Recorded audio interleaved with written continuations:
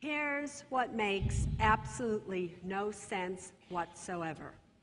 Student loan debt is the only debt that in 99.999999% of the cases cannot be discharged in bankruptcy.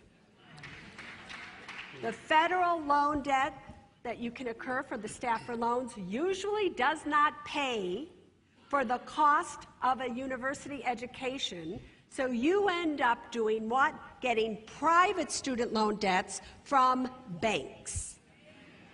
Banks aren't regulated like the federal government, where the maximum interest rate on a Stafford loan is 6.8%. On a PLUS loan, you're looking at 7.98%.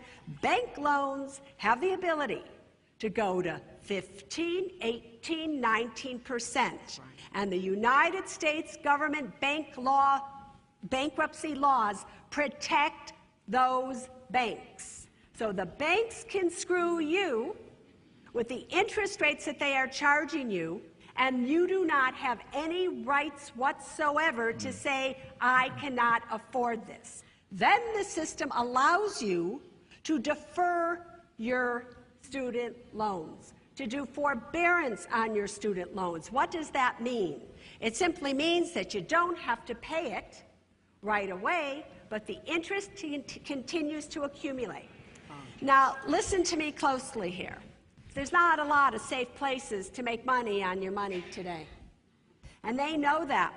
And many of these banks and institutions, they borrow at 0%, and they're lending to you at 6.8 or 8%. And when you don't pay it back, they are thrilled.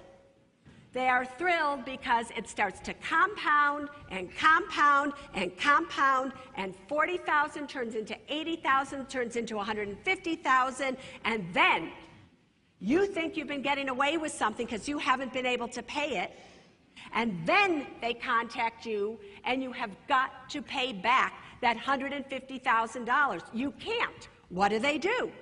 They will garnish your wages. Even if you're old enough when this happens, they will garnish your Social Security check. Wow. So when you are taking out student loans, parents out there, when you are co-signing a private student loan, you better be very, very careful, especially because some of the private student loans state that if the person you co-sign for dies, they don't care. You are stuck paying that student loan for as long as it's going to take, even if the student is no longer here. So all the rights are going to the institution. So you better think twice before you think an expensive education is what's going to get you a job when there are no jobs out there to be gotten.